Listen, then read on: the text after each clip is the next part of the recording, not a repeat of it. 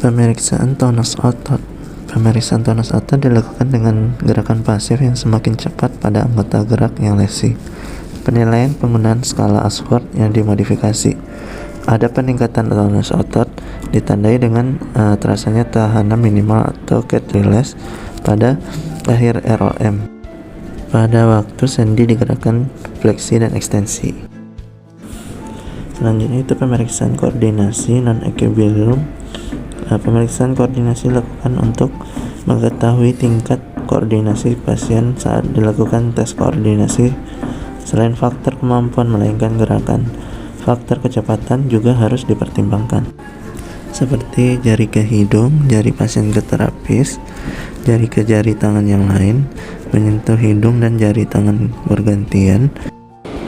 Di sini pasien dapat mengikuti arahan dari terapis dengan baik dan bisa berkomunikasi dengan baik, mampu mengikuti instruksi yang terapis berikan saat pemeriksaan. Selanjutnya yaitu gerakan menggenggam. Di sini pasien mampu menggenggam secara aktif. Kemudian pasien diminta untuk gerakan berupa pronasi dan supinasi dan gerakan tepuk tangan menunjuk ke arah terapis. Pasien diminta untuk melakukan gerakan dengan ujung tumit mulainya dari lutut ke mata kaki, dan berikutnya yaitu tumit ke lutut. Selanjutnya yaitu dari tumit menyentuh jari-jari kaki. Sini pasien mampu melakukan gerakan tersebut dengan baik dan sebelumnya diarahkan oleh terapis. Selanjutnya yaitu menggambar lingkaran dengan kaki.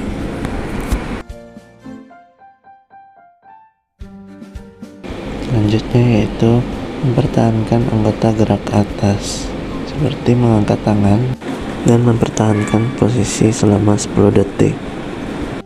Dan selanjutnya yaitu mempertahankan anggota gerak bawah seperti mengangkat kaki lalu menahannya selama 10 detik. Di sini pasien mampu melakukan secara mandiri. Selanjutnya yaitu dari berbaring ke posisi miring lalu ke posisi duduk.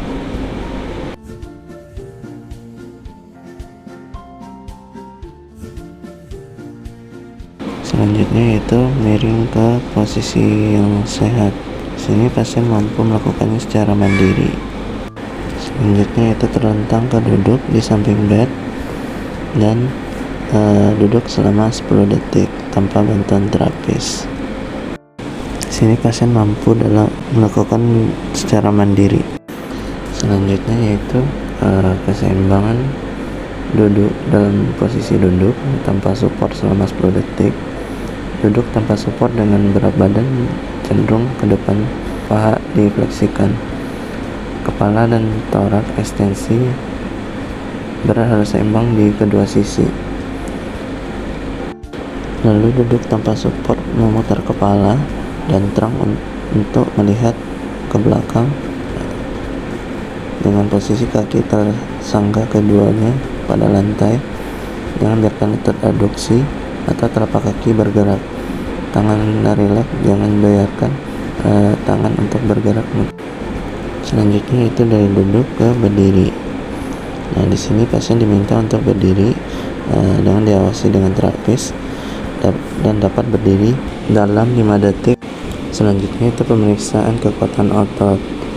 Di sini subjek bergerak dengan LGS penuh melawan gravitasi dengan tahanan minimal, baik ekstremitas atas maupun ekstremitas bawah.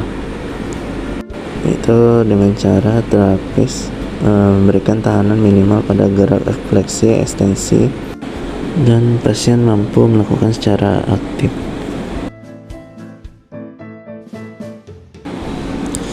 Pemeriksaan gerak aktif. Di sini terapis memberi aba-aba pada pasien. Tujuannya untuk mengetahui kelainan yang terjadi pada otot persendian maupun gangguan kapasititas fisik. Hasil yang diperoleh dari pemeriksaan ini adalah pada kasus ini gerak aktif yang dilakukan terapis pada sendi anggota gerak atas maupun anggota gerak bawah pasien dapat dilakukan dengan LGS belum bisa penuh tanpa adanya rasa nyeri dan koordinasi yang kurang baik. Pemeriksaan kognitif intrapersonal dan interpersonal. Yang pertama itu kognitif. Batasan fungsi kognitif meliputi memori, konsentrasi, orientasi, ruang dan waktu, atensi. Hasil yang diperoleh dari pemeriksaan kognitif bahwa pasien sudah bisa berkonsentrasi dengan baik, bisa berkomunikasi dengan baik, dan mampu mengikuti instruksi yang terapis berikan saat latihan dilaksanakan. Yang kedua yaitu intrapersonalnya. Dilihat dari kondisi pasien dalam menerima keadaannya, yang mana pasien sendiri semangat serta berkeinginan dalam melakukan program terapi. Dari pemeriksaan ini didapatkan hasil pasien mempunyai motivasi yang tinggi untuk sembuh dan kembali beraktivitas seperti sebelum terjadinya serangan stroke. Yang ketiga yaitu interpersonal. Di sini untuk mengetahui hubungan interaksi dan komunikasi antara pasien dengan terapis atau tim medis lainnya. Dari pemeriksaan ini diperoleh hasil pasien sangat kooperatif dan komunikatif dengan terapis serta mampu melakukan perintah dengan baik walaupun harus berpikir untuk menjalankan perintah itu. Nah, dari pemeriksaan fungsional dan lingkungan aktivitasnya yaitu didapatkan hasil pasien mampu tidur miring secara mandiri. Pasien sudah boleh untuk dilakukan latihan duduk dari posisi tidur, dan pasien diminta untuk menggerakkan anggota gerak sinistra. Pasien menggerakkannya dengan baik dan tampak masih agak berat untuk digerakkan. Yang kedua itu fungsional aktivitas. Didapatkan hasil pasien sudah mampu tidur miring kanan dan kiri secara mandiri, dan pasien sudah mampu bangun dari tidur ke duduk secara mandiri. Dan yang ketiga itu lingkungan aktivitasnya.